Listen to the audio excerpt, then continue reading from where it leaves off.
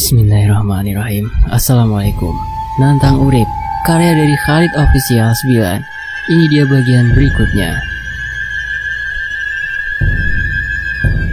Kami sampai di ambang pintu rumah, mengucapkan salam, namun tak ada yang menjawab. Aku tak melihat Ibu dan Raka. Aku mengecek ke kamar Ibu dan Raka. Mereka tak ada. Saat menuju kamar belakang, aku dan Yusuf mendengar suara rintihan serta mengerang di kamar belakang. Suara itu seperti meminta bantuan. Yusuf mengambil lilin dan menyalakannya, menghilangkan kegelapan rumah. Kakiku gemetaran mendengar suara itu. Ada siapa sih? Aku memberanikan bertanya. Aku dan Yusuf memasuki kamar yang gelap dengan lilin di pojok ruangan. Terlihat secara remang-remang sesosok itu. Iya, terikat tali yang cukup besar dan terus menggerung dan merintih meminta tolong. Saat kami dekati lalu kami sorotkan cahaya ke arah tersebut. Tak ada seseorang sama sekali. Namun ada sebuah pesan bertuliskan, "Semua nyawa yang tersisa ada di tanganku. Temui aku, bawa pusaka itu." Tulisan itu terletak di lantai dengan menggunakan tinta berupa darah. Sementara itu di tempat lain yang tersisa hanya sepi dan mayat yang bergelimpangan di jalanan. Bau amis darah sudah tersebar di penjuru desa. Aku gagal menyelamatkan mereka semua. Aku terlalu bodoh untuk bisa mengungkap dan mengalahkan dalang dari semua ini. Aku berjalan beriringan dengan Yusuf. Air mataku tak berhenti jatuh. Sesenggukan melihat orang yang aku kenali terbujur kaku. Berkali-kali aku hendak pingsan, tapi Yusuf selalu menguatkan aku. Karena tak punya cukup tenaga, aku dan Yusuf menyeret satu persatu mayat tersebut menjadikan satu di lapangan. Lalu mengambil cangkul, melubangi tanah. Ini bukan pekerjaan yang mudah untuk anak usia 12 tahun sepertiku. Butuh waktu 1 hari penuh untuk menaruh tubuh-tubuh tersebut di bawah sana, menutup kembali dengan tanah, dan memberikan batu sebagai penanda, lalu memanjatkan doa agar mereka semua diberikan ketenangan. Aku gak bisa melapor ke polisi. Polisi akan menanyakan penyebab dari pembunuhan ini dan gak mungkin aku jawab, karena ini hantu. Aku juga takut jika nanti aku dijadikan tersangka kasus ini. Kantor polisi jaraknya jauh dari desa. Jika aku ke sana, mayat-mayat ini akan membusuk. Desa tiba-tiba tak ada sinyal. Aku gak bisa telepon siapapun dari luar sana. Dari semua mayat yang telah kami kuburkan, jasad ibu dan adik belum ditemukan. Kami sudah mencari di seluruh desa. Aku sudah mengikhlaskan kepergian 2 orang yang paling aku sayangi. Tapi bukan berarti aku menyerah. Aku akan menemukan ibu dan adikku, lalu memeluk mereka dengan pelukan paling hangat. Sekarang aku udah gak punya siapa-siapa lagi dalam hidupku. Hari-hariku bakal menjadi hari yang sunyi, ucapku, duduk di teras rumah, rehat sebentar. Kamu gak akan sendiri, Mas. Kan ada aku yang siap menemani kamu kapanpun itu. Yusuf menjawab sembari membersihkan cangkul. Mulai sekarang, kamu harus janji gak akan ninggalin aku ya. Aku menoleh ke arah Yusuf. Iya, aku janji nih, Mas. Yusuf berjalan ke arahku, duduk di sebelahku, lalu menyodorkan jari kelingkingnya. Aku pun membalasnya.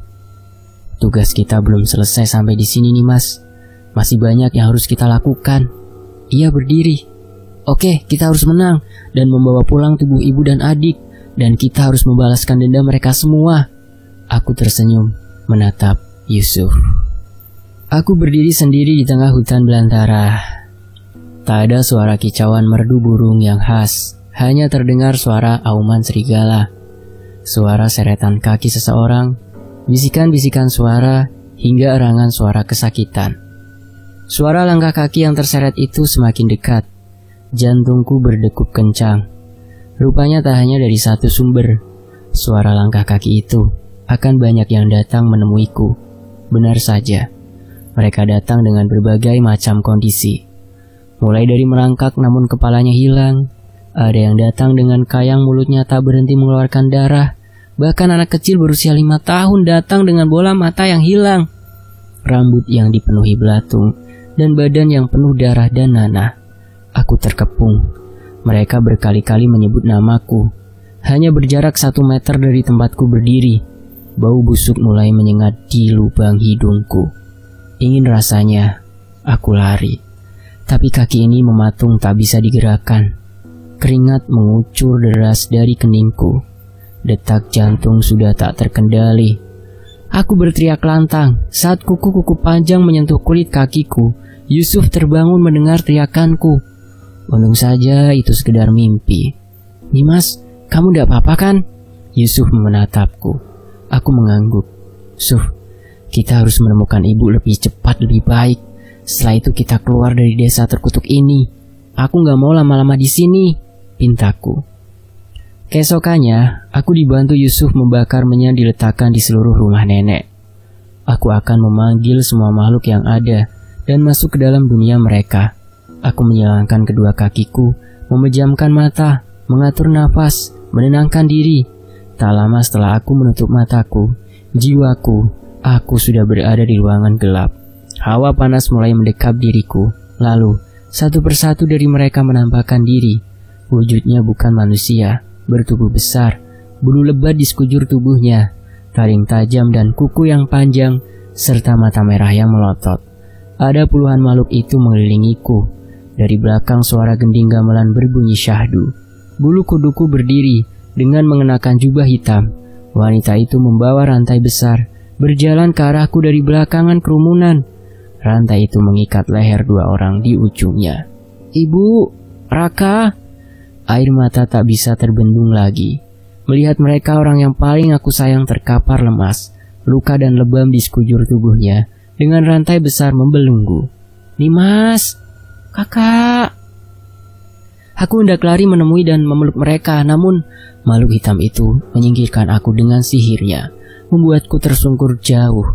Hahaha. Makhluk itu tertawa melengking. Aku mengenalinya.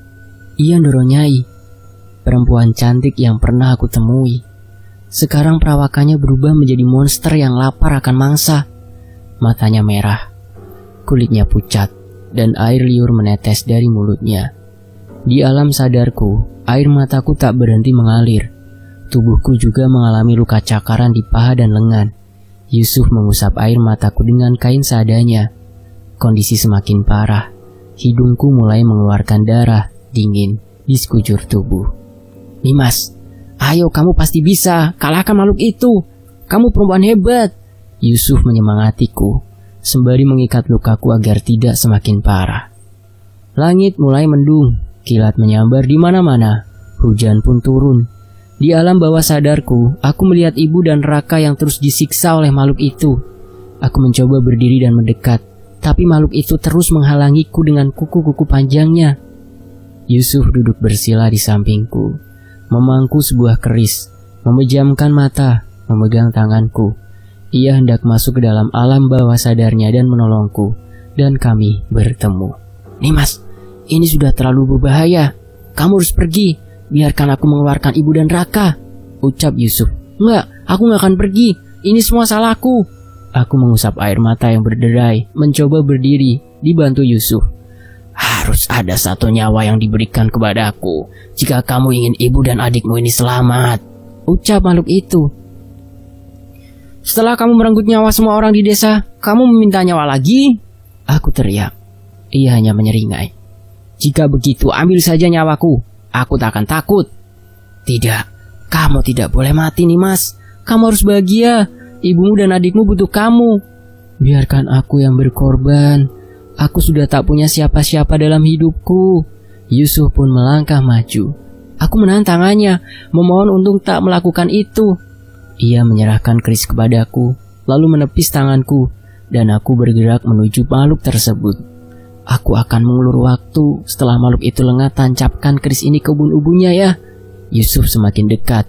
Tanpa aba-aba, makhluk itu langsung mencengkeram tubuh Yusuf. "Ah!" Yusuf teriak kesakitan.